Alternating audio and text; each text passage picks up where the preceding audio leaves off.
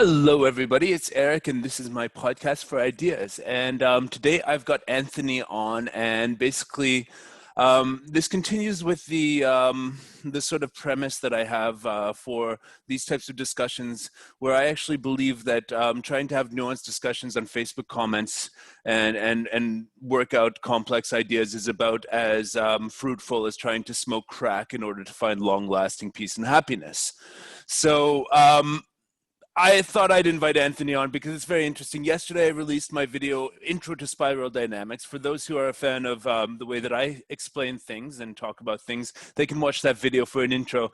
And Anthony is actually the person who introduced me to the system of spiral dynamics. And so we're going to be referencing that a lot in this conversation, I would imagine. So I'll link in the description here about spiral dynamics, and what you need to know is in the intro video, which is about 40 minutes that I made. And there's also a link in that video to an intro video from Leo from actualize.org, which is like the sort of crash course on the whole thing. So two sort of intros to spiral dynamics, and then you'll know all the colors and what they represent. So Anthony, how's it going? You just got back to the UK from a trip in the Americas. How does it feel to be back there and stuff?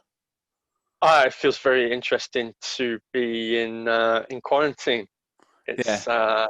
It's given the situation here, and also I believe yesterday, no, so on Saturday there was a demonstration of 40, maybe 50,000 people. It's hard to guess the numbers because the people who were marching against COVID say there were loads and loads of people, and the media say there were not that many people, and we never really know. It's very hard to tell who's. They were marching against COVID? Well, yes, they're marching. So you had like figures like David Icke. Yeah, yeah, Was it? yeah, So they were marching, for freedom, for liberation, but a lot of the things was against lockdown, against quarantine, against all the measures that are being brought in for what people say is a fake virus or yeah. like. Well, I've been following all sides of the story, and it's a really tricky, complicated, nuanced thing that you need to look at from all sides, I think. And if you look at it from all sides, there's no real clear answer to what the truth is, but you find little bits of truth. Like, so I would say that yeah, there's like, yeah, the David Icke thing, and the man's a fucking crazy guy. You can tell just the way he explains things. It's super irrational and it's super intense, and his research is tunnel vision sort of stuff. And but then you also see that the way the mainstream media and all that stuff reports all this stuff, and that's also a sort of tunnel vision. So what do you think? Where's the, if you want to jump straight into this one, I was going to save it for later, but where do you think people should be looking for information? I guess, yeah, fair enough. Let's start here.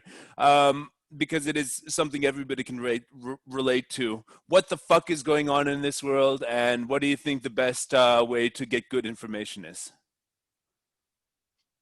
I mean, the second question is really really tricky, I think. Um, but the first question in terms of what going on is, I think, something about bandwidth. Um, so there's a lot of distrust for the mainstream media are considered by anyone who's out of that picture, who does their own research, to And be they've fucking earned it. incredible. They've earned it. They have. I mean, one of the issues is that there's a guy, Eric Weinstein, who's, I think he's like the managing director of Thiel Capital, and he's been doing his own like podcast for some time, and he's like discussed this thing in terms of journalism and how problematic it is in our current society, and how sort of like the mainstream media, big tech, and the government are more or less just like one institution now that very operates in a very predictable and very low bandwidth way, that is all about entertainment, polarization. You also have the very factual thing of like the terms and conditions that Facebook use for um, businesses to to advertise are very, very strict. The terms and conditions they have for political parties to promote their stuff are they just let them get on with it, which supports a whole manner of unchecked, biased, polarizing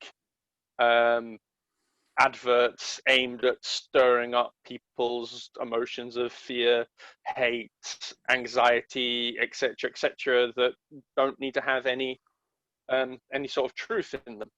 Yeah, So well, let's follow the money, actually. Yeah. So, where's the money at in terms of the whole push towards a vaccine? Obviously, it's the companies that offer that vaccine are going to make lots of money. And if the whole thing with the virus blows over before they get the chance to sell that to us, they're not going to make that money. So, there's definitely an agenda there. Would you disagree? I think so. Again, I think it's, as you said, it's highly complex and nuanced. Yeah. Because then I hear from some people who work with some of these companies, pharmaceutical companies, that like vaccines aren't always a major profit. And there's like, so we have the story of, you know, Bill Gates is funding this vaccine. He's going to put microchips in it, etc., which, you know, Sounds pretty ridiculous. right. So scientifically speaking, the idea of like what because we need microchips to be spied on when we have our mobile phone devices that we're being watched on 24 hours a Yeah, day. yeah. No. Okay, I don't want to go that deep into the whole conspiracies like of microchipping. I'm just saying that there is a pretty established and dominant lobby, at least in the United States, of companies that are in the medical industry who do have this model of this sort of orange on spiral dynamics, predatory capitalism, which is like, let's make as much profit as possible, minus the number of lawsuits that we have for ruining people's lives, and make and you know, all of this. Like, it is, the medical industry in the United States is the epitome of what the food and medical systems in the United States are, the epitome of what I consider predatory capitalism. Oh, Stop. I wholeheartedly agree. I mean, um, they're trying to make it's profit based, it's orange, it's more and more money. You know, these guys have their fucking dopamine in their brains wired towards more money, more money, more money, when they already have billions, and they're making more at the at the expense of a lot of people's health, basically. yeah, I think, and I think like eight of the 10 outside big tech, you know, 8 of the 10 biggest companies in the world are, they're all pharmaceutical ones, and we Exactly, and have these are the entire, people who control the dialogue in the mainstream media and in yeah, politics as well. totally. We have an entire system that rewards unethical behavior, Yes. and is also, in terms of the medical system, is designed around sickness and effectively ensuring that people are just sick enough to need treatment, never well enough to be out of the the profit-based system. Chronic Um, diseases that can be treated and suppressed, but so that people can still work while they have them, but they're having to take this medicine for the rest of their life, is what's most profitable for these companies, basically. yeah, and also we have this issue where, you know, lots of some people are dying from this sort of COVID situation. Of course A they are, lot of those people have underlying health issues, and which can largely be traced to food, the quality of food. often can be traced to food. Well, there's also a thing now that's been introduced called lifestyle medicine, which is looking at how, you know, movement, food, etc., can support flourishing health. It's Right. So how do taking the big question I have here is, how do we go green from orange in health and wellness in our civilization? Because there is a trend. There is a trend for people to wake up, want to, you know, drive less, commute less, want to invest in their health, do more yoga and stuff like that. And it's coming from mostly the upper middle class in places like England and America, where people are starting to wake up. You know, they've done the grind for years and years. They've eaten the shitty food, and they've realized that first of all, following the orange dream of making money and climbing the corporate ladder didn't make them happy. So they go more towards health and lifestyle sort of choices. And being, you know, from a pretty upper middle class background, I do have that inclination, and I see lots of people around me have that inclination, and it's unfortunate that this is only so far reaching the most privileged of us from the Western countries. But how do we, and at the same time, people of my social class and even the upper class will be the ones who are running these companies that are profit based, and the affluence of this system is what gives us the sort of results of affluence that we predicate our exploration into the more healthy sort of green and more sensible living that comes next on the spiral stage of spiral dynamics. And it's definitely where we're going. We're going to the green system. We are gonna slowly get rid of this disgusting predatory capitalism of these large corporations that has been allowed to run amok for the second half of the 20th century, and the first quarter of this century almost over has been characterized. But you see people going green, you see people calling for social justice and to tear down these systems. And so how do we, as thinkers, as entrepreneurs, how do we help people do this, and how do we make that message more mainstream, I guess, is the question. So I think a better question is, how do we get to integral, and what are the new systems that arise? Because we already have things like, for in some European countries, we have diagnoses of violence, alcoholism, sickness, etc., that used to be predicated on like the individual flaws, but are now seen as like diseases, and they have like kind of completely joined up, governmental, social services, health services, systems to be able to eradicate violence, which has done a lot up until very recently, when COVID happened, where alcoholism's gone up, suicide rates have gone up, all these things, because people have been stuck inside. But until then, we're starting to get these like joined up, holistic systems thinking Yes. approaches.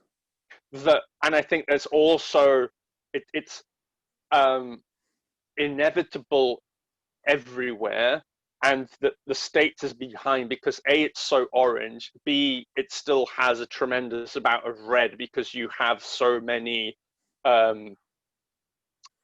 people living in non-urban areas who are used to sustaining themselves, having guns. They don't want to pay taxes because they live half an hour away from many government services, so they have to be self-sufficient. So they're like, well, why Yeah. should we care about any of that? So it's going to take a But little that's bit not even, longer. that's the blue that will recede into red, should there be any social unrest. That's the blue Yeah, that recedes into red. It's not red. The I own a gun. The statement of I own a gun and I'm ready to protect myself is like, as long as things are blue, we good. But as soon as it's red, you better watch out. So the people who are in blue need to go to orange, and the people who are in orange need to go to green, and the people who are in green need to go to yellow, as the spiral dictates, right? You're not going to have yeah. people skip stages. So I mean, my personal favorites are, yeah, people going from blue to orange is a really fun one to watch, and people going from green to yellow is something that's where the magic is, right? But people going from orange to green seems like a very awkward one in this world somehow. It's a very awkward, because it's very difficult when you are successful, you have everything, and you've made it in the eyes of the world, to be like, oh, Which I've brings us to the story of this our friend Brian Rose, who is running this digital freedom platform, and let's talk about his case. Like, he's got that typical story where he was a banker, and then he sort of like transitioned into the more green, wanting to take psychedelics, hear about all these diverse ideas and stuff like that, and maybe even a shade of yellow got into his work, and then the whole Dan Pena thing was super orange regression, and now he's sort of in this place where he got censored for, I guess, the work which was kind of a little bit of yellow, wanting to hear different ideas, but the way that he's doing it is like super orange, I think. Like the whole digital freedom platform thing and all that stuff. What do you think of, what's your take on his whole thing? Because I think the best one that I've seen on it so far is the Rebel Media piece on it, where it's basically like, okay, yeah, he's doing this, but it's not clear where the money's going. He's doing it through his private corporation, and there's not a lot of checks and balances for journalistic integrity here. So that's my thing. What do you think of him and his uh, speech?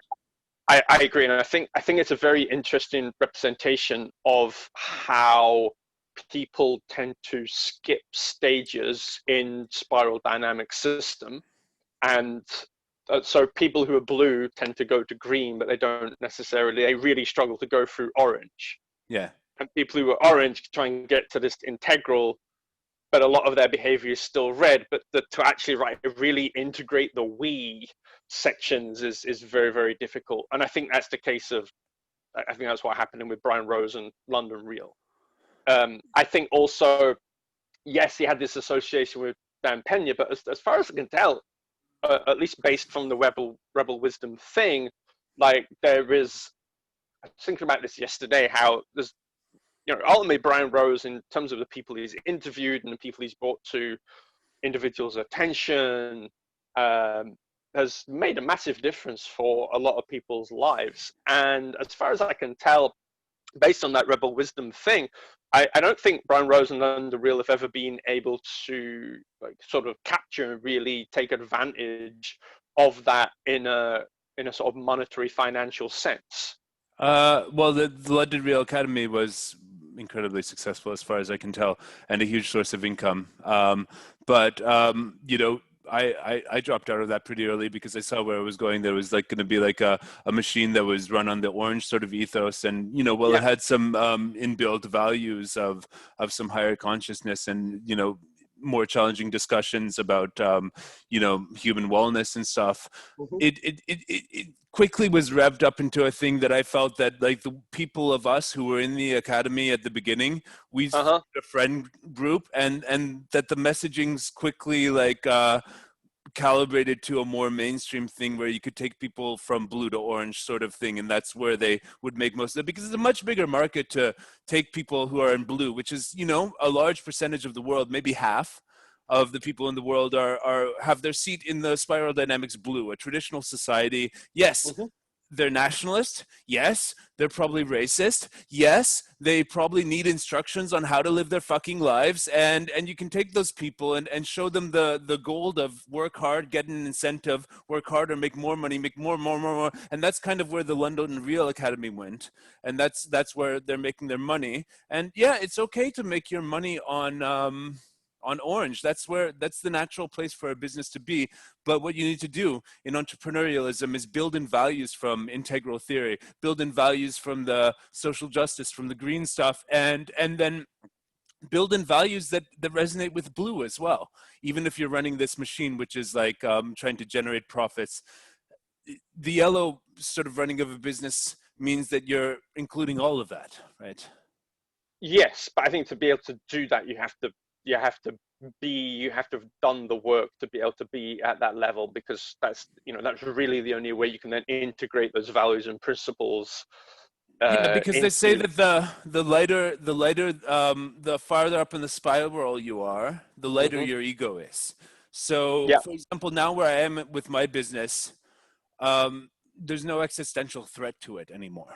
So Mm-hmm. if there's a loss of money due to a certain event, it's just like, oh, cool, fine. I don't take it personally. It doesn't trigger my survival mode, because ego and survival, the ego is essentially the psychological mechanism that ensures the survival of your body, right? Yeah.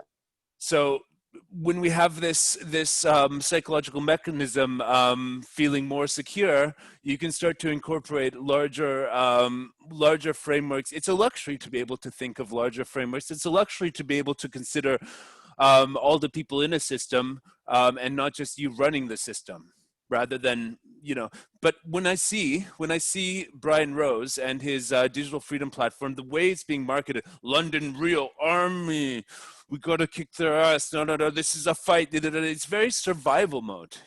It's not like, hey, because we can, we're going to make this platform where people can have alternate sources of information. If other people want to do something else, they can do something else. Like Google can ban us and stuff like that. But it's like it's put forth as a struggle, which is a very good way to market it to people and get people interested. But it's kind of anti-intellectual. The whole thing seems kind of anti-intellectual and more like, and then they will give platforms to people who have interesting intellectual ideas, but it's more like, presented as a war. What do you think? I agree, but I think that's part of the thing that's happening in these times at the moment, where you know that is the I guess for me that is the trap that is very easy to fall into, is to turn all the things that are happening, all the situations, chaos. So we have so much going on right now. Um, you know, we're in a situation where it very much looks like we're at the end of an empire, and the power structure of the United States has dominated global society for the last 60 to 80 years is that's going away in terms of like financial system. It's looking very likely that one way or another the dollar is not going to be the global reserve currency at some point in the next decade. um, China is moving forward with like AI and technology, plus a new communist party that's looking to do a lot of controlling and again a lot of censorship. India is coming back up as a global force, etc., etc. And then we also have we have these things of like cryptocurrency, AI, and nobody really knows what's going to happen with that. We also have climate change and various environmental issues. We also have a large situation where there's a lot of kind of billionaires who are all sort of arguing with each other, and then entire population who sees all that and sees how out of reach that is for them.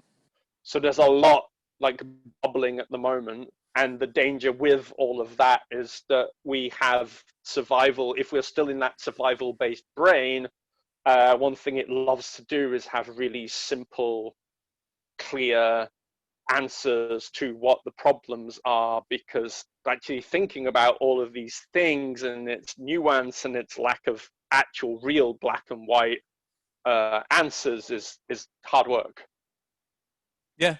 So I mean, yeah, that it's really challenging, and the integral perspective will demand that you entertain all these different perspectives, contradictory ideas, and how they go. And this is what I'm not getting from the London Real thing. This is what I'm not getting right now. But I did watch the other day his interview with the dude who made the Plandemic documentary, and what I really appreciated about that is that at one point the guy just looks at the camera and says, I want to make this really clear. I believe there is a virus, and I believe it is harming people, and my heart goes out to everyone who's been harmed by this.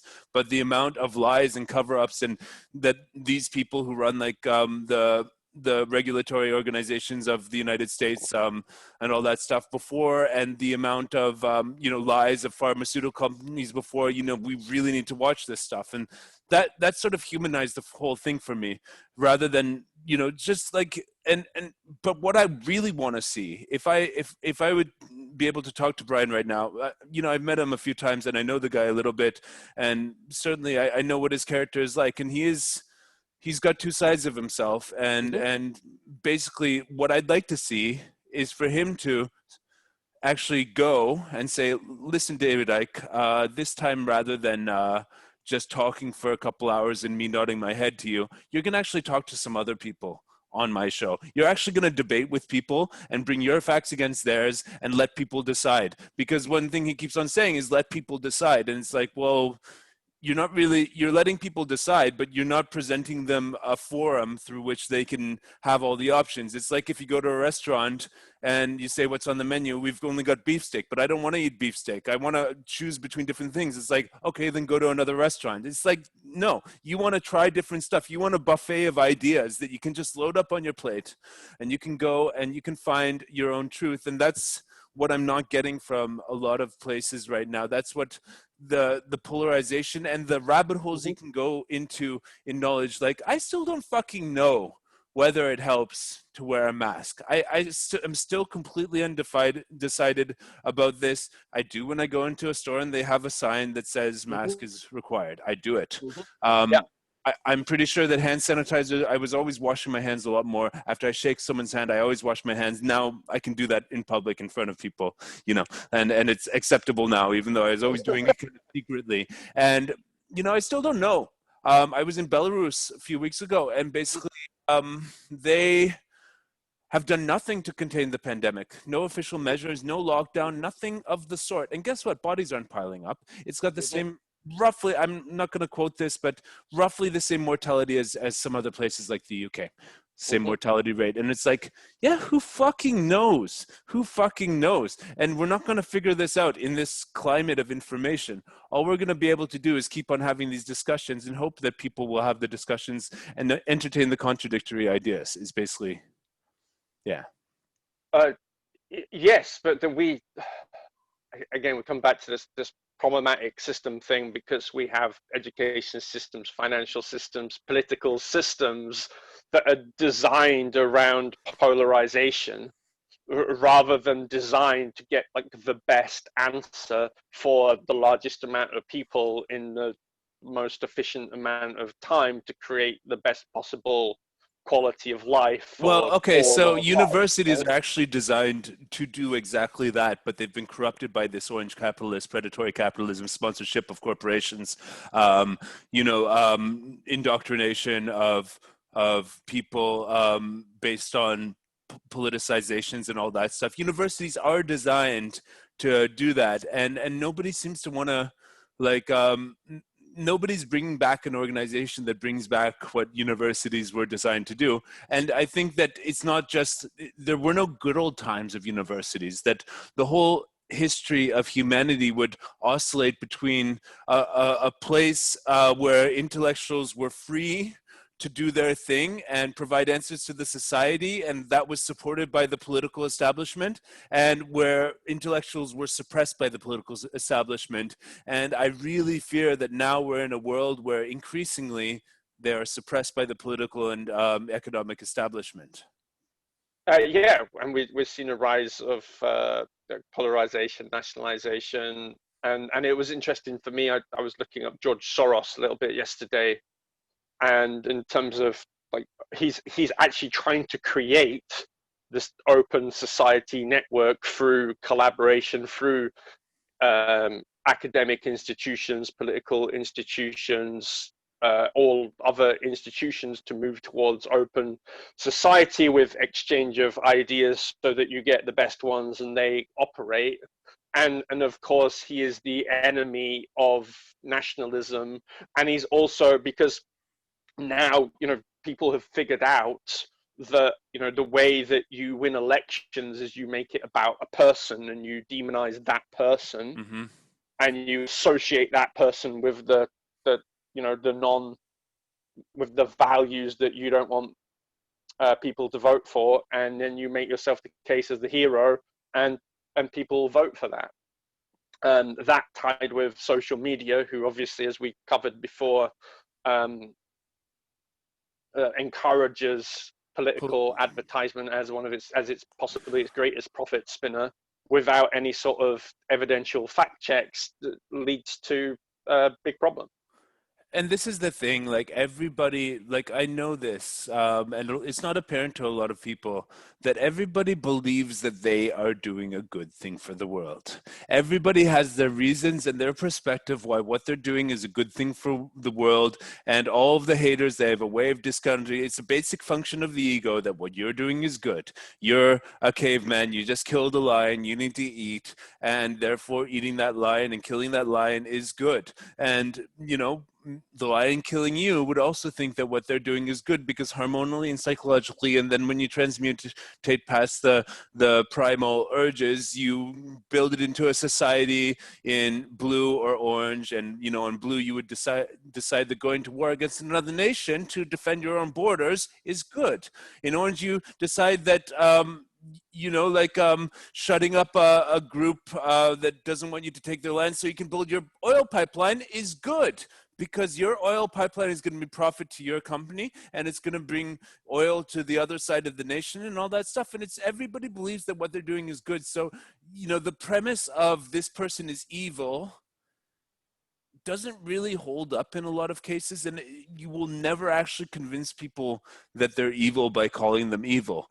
what you can do is you can make them go more into the green stage and realize social impact, realize environmental impact. And it has to happen on an individual case by case basis. And I think I told you briefly a few weeks ago that I got contacted by my payment processor, Stripe, wanting to sync up about climate issues. And I got on the call with them, and they basically said, oh yeah, we're going to make an option so that you can donate 1% of your an additional 1% of the money that you're charging your clients to climate change. And basically I told them, listen, you're already taking 2.9% of my money that I'm putting through your platform, and how much of your profits are you putting towards this initiative? And they didn't really have an answer for that, so they're not taking much. I think it was like I'm not going to quote it on that, but yeah. And then the other thing was I asked them, could you pick something that's a little more transparent and less sort of like abstract than climate change, that I can actually make a difference and feed some people in this village? You know, Stripe employees went, or, you know, something that I can actually see a result, because putting 1% towards Stripe, and they said they were very clear about the fact it would be what they decide the money should be given to, the organizations they decide. So it seemed very abstract. And a lot of these humanitarian things, while they think they're doing a good thing, it might not actually do any good at all, because, you know, there's the difference between virtue signaling and actually making a difference. And I have a feeling the reason they were putting this program in was, you know, just, yeah, for the virtual signaling. So, and you can show, and one of the features they told me about is you can show your clients that you're doing it, virtue signaling, and all of that stuff. And you know, apparently I was one of the first couple dozen people who gave them feedback. It was these young kids from Stripe. You know, they looked like 23 or 25 and want to make a difference in the world. Got this job, which probably pays $100K a year in you know, the San Francisco Bay Area, where they're sitting there. How can we get this climate change? It's like, no. I actually travel the world. I see poverty firsthand, and I see what's going to bring people out of them. And it's not putting a percentage of money towards climate change. It's how you make a difference in the world is through education, through showing people opportunities, helping them graduate to the next part of the spiral. So taking somebody who's been involved in crime and gangs and helping them see the value of a system where there's fair rules, red into blue. Helping people who have been in a system with fair rules, where they might still be poor, but they've got a job that pays, you know, $400 a month, and they're still kind of struggling. Helping them see, like, maybe work a little harder, strive towards excellence, rather than just following the instructions, strive toward excellence. That's blue into orange. Or you help people who are, you know, capitalists, trying to hook up with as many girls as possible, trying to, you know, make as much money as possible, have a 40,000 euro watch and all that stuff. Help them see that maybe you should just chill out and focus on the quality of your emotional experience, the quality of the food you're eating, and the quality of sex that you're having with the women that you're seducing. And that's like the orange into green thing. And the one that's hardest to understand to people is, like, once you actually care about everybody, humanity as a whole, rather than just being all touchy-feely about it every time you see something that triggers your need for justice in the world, why not hunker down and make a system that actually helps people to graduate into this systems thinking, actually helps people go to the next level? Why don't you make a system that actually helps people in a structured way, rather than just going cause after cause, getting hysterical about this and that, and emotionally trying to change the world? Why not structurally try to change it so that it helps as many people as possible? And that's green into yellow. So those are the flashpoints I think that everybody has to look at if they want to be a leader in today's world. Is like, if you understand spiral dynamics, and thank you so much for showing me the system, Anthony. If you understand spiral dynamics, you will understand that you have to go where people are at. They're not going to come to you. So the problem in today's world is, yeah, too much orange. Way too much orange. Way too much orange, and green doesn't know how to solve problems. And I think that what you're speaking into there is, you were asking earlier, you know, what do we do as entrepreneurs to you know, to solve these problems and move people forward? So I think you touched on both of those things. So one is creating big enough, global enough interconnected systems and structures that can actually take people on that journey and adventure forward to at each stage of the spiral, and depending on the size of the scope of the project, build in these gateways through what are called the transformational dilemmas to help people evolve and move from one stage of thinking to the next one.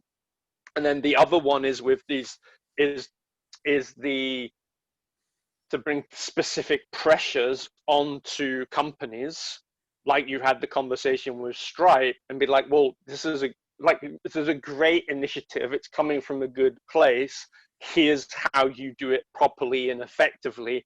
Oh, and by the way, how about you go first? Rather than take money from your clients, how about you go first with an amount of profit that you're putting into the causes that your clients view as possible, that actually have pragmatic, results-driven, tangible solutions where you can see and promote the results. Not only is that more effective, but you'll be able to use that in your own materials as a company, as Stripe, and do way more than virtue signal. You'll be able to get on stage and tell people how you solve these problems, and that's going to be great for business. Yeah, because green is good for business, and because you're speaking the language of people who are actually more able to lead. You know, people who are in green, you know, while they may seem overly reactionary and they may seem hysterical in the negative manifestations of it, these people are often in a position where they naturally have integrated a lot of orange, and they've naturally done this. And to speak to that generation of people, you can make leaders. And yeah, I mean, helping people there get to yellow where they can actually embody that leadership through systems thinking. I think that's the biggest message that people like you and me need to take on board. It's just not like it's not going to work unless we get those people on board with not just problem solution, but system inclusion. You know, system inclusion of, yeah, there is a whole world out there of people, and they do need to be graduated through this spiral, and you need to empower them with information. And the level of thinking is not always going to be the highest level of thinking that you need to promote what you're doing, but you need to go where people are at. And yeah, I think the transition of America from orange to green is a very awkward thing right now, and it's going to be very painful for a lot of people, as it already is. I mean, because like they don't have the messaging really. They don't have the messaging really well calibrated, like the slogan defund the police. Like, what the hell does that even mean? Nobody can actually define it. Nobody's taking a systems thinking approach to this. Nobody's looking at all of the things. It's just a slogan. And so like one friend of mine actually told me that with all of these people who are on that level of green consciousness, that the best way to actually deal with them, and the best way to actually you know, make sure that they know that you're thinking a little deeper than they are, and they need to think a little more, is to always constantly ask them, what do you mean? Because what I see is, yeah, defund the police. What do you mean? Black Lives Matter. What do you mean? It's like, can we explore this a little deeper rather than just having a slogan that you and running around and telling people that they have to parrot the slogan? That's pretty much almost like what we're trying to avoid here, is people parroting slogans, following actions robotically, you know, sheep-like sort of stuff. It's like, what do you mean? Like, what do you actually mean? That's why I started this initiative where every time I get in this sort of discussion on Facebook where somebody asks me, somebody has a disagreement, I'm like, okay, cool. Let's get on a call and we'll see, what do you mean? Because this format of 3 lines of text doesn't really tell me or allow me to converse with you in an interactive enough way to see, what do you mean? And so a lot of these people don't know what they mean, but they know they support the cause. And that's a very, I like the way that people emotionally support the cause. I like the way that my green friends post stuff that makes you aware, but the sort of the calibration of what do you mean and how do we systemize an approach in society to deal with this is what's missing, because the whole tear it all down smash the patriarchy, destroy. Yes, lots of stuff needs to change. I, as a Canadian going across the border of the U.S., I realized that their police, and my experiences in the U.S., their police have an authoritarian approach to policing, and that really needs to change. And people are dying. For me, it's not really a race-based problem. That's just a secondary manifestation of the problem. Is in the U.S., you have an authoritarian culture of authority policing people in a very brutal and sadistic way, and that's what needs to change. That's what I mean. It's not about race. It's about authority. It's about a government that is militaristic. It's about a sort of culture that glorifies a sort of sadistic approach to individualism.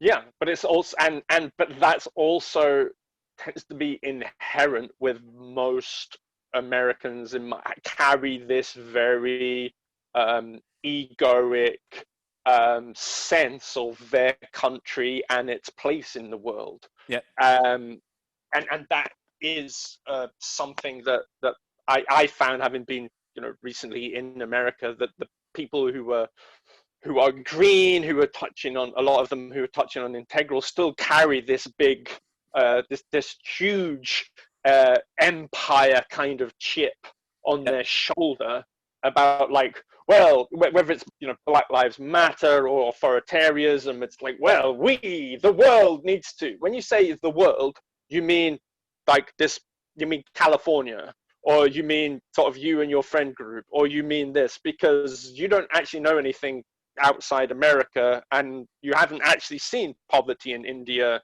or in Brazil or in anywhere else. And you don't know what racism is like in Canada. For example, like our issue with people, like we don't have a history of slavery in Canada, but they assume that it's the same thing in Britain. It's a different history. It's a different history. Absolutely. They don't understand the thing where, in the UK, you had the thing of, like, no dogs, no blacks, no Irish, in that order. And so that, it leads into this conversation where it's about separation and systems and authority and othering, rather than about the color of people's skin, because it was, in the UK, you have, like, the Highland clearances, for example, where it was about the eradication of a culture that was the same skin color, kind of the same religion, etc., but the political motives behind that were completely different. And then once you start to broaden that conversation, you can then start to make it about universal values and start to pick apart, like, what needs to change in actual systems in order to move, like, forward and have an actual, like, much better world. And it also misses out, like, the fact that in some police forces in the States, like, they've done a lot of training about helping the police to get out of that survival-based reaction, and we're not showing, and we're not speaking about that. We're just polarizing and amplifying the obviously terrible incidents of violence and things that are showing up, but we're, like, making out that this is, like, people's everyday experience. We're it's making an adversarial issue out of it. You're Exactly. fighting against other people. It's us against them mentality, collectivist mob sort of, join us, you're with us or against us sort of thing. And I don't really think that that's the way that you're going to graduate into the green society that you want. If you're an activist, you're not going to get it you're not going to have the society that you want. Well, cancel culture is still a thing where people get deplatformed and all that stuff, because guess what? Those people are going to go elsewhere. Their stupid ideas are going to fester. They're going to go underground with them. They're going to form secret societies, cults, and all this stuff. If you exclude them from the mainstream dialogue and just have this sort of, like, politically correct perspective and everything else gets canceled, you force them underground. That's how we got Hitler, basically. That's how we got Hitler, is that his ideas were suppressed by the government in the Germany in the third. Let's learn from history on that one. Like, it was not good to suppress that ideology, and look what happened. And so you can have that happen again really easily, like that sort of extremist groups pushed on the fringes. But if you include them in dialogue, you look at their perspective, it's like, okay, you believe that your country, group of people or stuff is like has a lot to be proud of. Okay, yes you do, yes you do. Like yes, your country is great, you made it through history, but that doesn't mean you need to go and make wars with other groups. That doesn't mean that every other nation is out there to fuck you. That doesn't mean that there's not a way to make an international world with global institutions that allow people more freedom than ever before to travel within them and around the world. That's, I'm all about international, so I'm allergic to nationalism. But what I find myself so nationalism is blue in spiral dynamics. But what I find myself even more allergic to, as I said a few minutes ago, is this green manifestation of the same sort of us versus them collectivism, where they do not want to discuss ideas that they've dogmatically accepted based on a slogan, and they do not want to entertain other perspectives because they good where they're at, believing what they want because all their friends in their collectivist mob believe the same thing, and they're not ready to entertain contradictory perspectives and make an understanding of reality that includes everybody, which is what integral theory is all about. Right. Yes, and so it's about coming up with ways to take those people from beyond their perspective in ways that they can do that. Yeah, so the green people need to realize that they might be one of those people that need to be taken beyond their perspective. That's kind of the whole point. And you see a lot of orange people are making that point as well. Like the whole, like all those, like what they call the intellectual dark web and all those people on there. Some of them are miserable cunts who very angrily make the point, like, Jordan Peterson had his, whole mental breakdown because of that, and is now like a few kilometers away from me here in Belgrade in a rehab center because he was so angry at the green people, so angry at this, angry at that, and it caught up with him. And basically, I mean, like, but the actual points that he was making about a lot of the discourse was actually pretty valid. But, like, you could see him as an angry human being, like really angry and really has some shit to deal with. So yeah, all right. So, but integral theory, it's like you lose the ego attachment to a certain belief. I think this is. I mean, I think this is one of the challenges of moving from green into integral, which is the moment you hit that. Claire Graves called it this momentous leap, and for the individual to transition from green into integral generally requires an enormous amount of personal development and personal integration work in order to take within yourself the sort of parts of one's like consciousness and personality that are still operating at all of the lower stages, and bring all that together and to be like one sort of whole integrated human, to be able to see and operate as in an effective way, while like recognizing and seeing the benefits of how each of the systems and places operates within your own structure. That's a really, really hard amount of work. And one of the issues that we have at the moment is people moving into an integral point of view, but we don't have any systems and structures to be able to support people who've become integral, to help them integrate, to then help them like flourish and grow and build businesses or grow their companies or create like new systems at that level. It doesn't yet exist. Well, and at the same time, I feel that someone like me, I'm doing it because you find that calling within yourself. And if there was a system that helped you get there, right, it would almost like you can't sign up for this stuff. It has to find you within you to have this sort of system thinking. So while there may be in the future, I mean, okay, so I feel like having part of my family coming from an aristocratic tradition in Central Europe, there was a lot of that built into the way that I was raised. Honestly, having this aristocratic thinking from the Austro-Hungarian Empire, a lot of the things that my father and grandparents told me was on this level of thinking. And because they ran an empire which was comprising of a huge region of all these different cultures and mentalities and different nations within it that for hundreds of years remained relatively politically stable while the borders were shifting based on when the Ottomans would advance and all that stuff, and there was war and all that stuff like that. For example, when you look at afterwards, the literacy rates in former Yugoslavia were some low percentage, like 10 or 20% in the places that the Austro-Hungarian Empire wasn't, and was like somewhere in the 80 percentages in where they were and stuff like that. So I feel like I was blessed with a upbringing that did include a lot of this, and there are places, and that's what university was supposed to be in a lot of ways, in a lot of history. Of course, you're always within a political system. You're always within a country. Actually, maybe I am the first generation who has the luxury of not actually having ties to any political system in a definite way. Whereas I live in Serbia, which is one political system, but my livelihood and my activity in business is based on my connection to the USA, UK, and Canada. And so I have the luxury of taking the best of both worlds now, whereas previous generations didn't have that. They had to live in a country.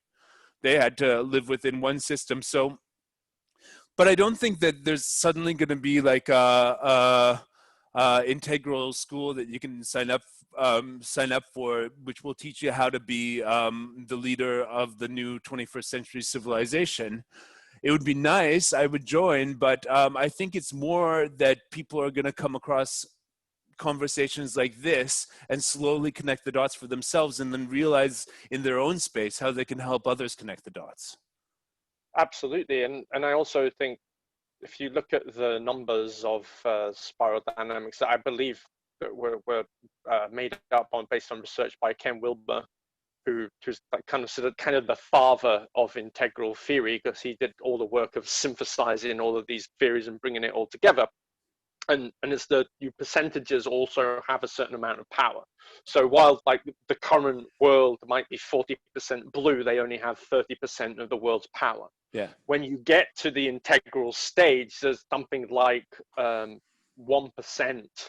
or I think it's like 1% of the world is integral, but they have something like 5% of the world's power and influence. And so what that speaks to is actually like how few people we need in order to create those systems at the integral level who can actually do that work of being able to do their own personal development, be able to design new systems and structures that like support the rest of the world flourishing and going through those stages. It doesn't actually take that much. It takes maybe once you've got like 5% or 10% of the world at integral, we'll see a completely different structure of the world, because those people will have a great deal of power and influence. Okay, so yeah, that's very interesting, and but it's something that people have to go to. It's not going to come to you, basically.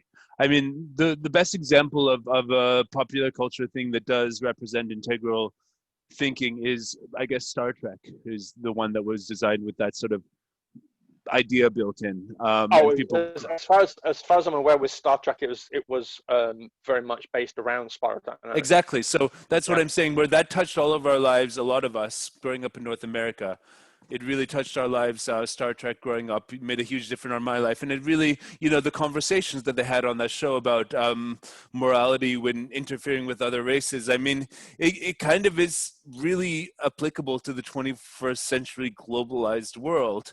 But I don't know. As a geek, a former geek or whatever, and an artist, I do struggle to explain a lot of these things to people and make them understand, because most people just think of on their own level of individuality and where they're finding themselves in the world, based on where they're finding themselves in the world based on their circumstances, and they're not aware of which stage they're at. So that's where spiral dynamics is very useful, to have a map of where you're at and why you're like that, and other people, and being able to see the trends of consciousness. So I mean, okay, how do you, as transformation coach and advisor, how do you help people transit into systems thinking if they come to you and they're like, hey, I've got this really successful business and I'm not happy? Like the orange thing where they're super successful and they're building it, but they're not happy somehow. How do you help them become leaders and build in better values so that they are happy and better results? So I think the best approach that I've come across on that is support people to completely fill their cups, and then it starts to happen naturally. What do you mean fill their cups? So what I mean, so if someone is in orange and they're still looking to grow and build and be more successful and make even more money, is help them get back to their ethics and principles. For a start, usually they come to me because they're not happy about something or they're stressed, and usually the reason why they're stressed is because they're chasing this big goal, but their actual rooted principles are in blue, so they value their family over any amount of money that they can make. But what they're doing is their actions at the moment are not leaving a happy family behind them. So they come back to that. They do the work to like sort their family out, reconnect, etc., which ends up then their business starts working in a really great way. Wow. Right. And they start making more money, and eventually when they start making more money, you're like, that doesn't, you fill that cup, you win completely in that area, and then there's a natural thing to be like, start to care for more people. So build a larger family. Exactly, to build a larger family. How can I care for more people? So I've seen that in clients that I've had who like they wanted to sort out their own thing, they got their business going, and then when the situation with lockdown happened, they were out in front on Facebook giving time to help support other businesses, help support other people, as well as now being able to do a whole bunch of business deals that are making them more and more money. So, but they're providing this kind of green support to their community, which, before they were just chasing this end result, whereas now they're like really showing up as a pillar of the communities that they belong to. Everybody wants a community. Everybody wants to be in a place where they walk outside and the people who are surrounding them are connected to them, doing well. Everybody's happy. There's a vibe. There's a social thing. Yeah. And this is actually why I live in Serbia, is because we have that here. It's a very blue society in general.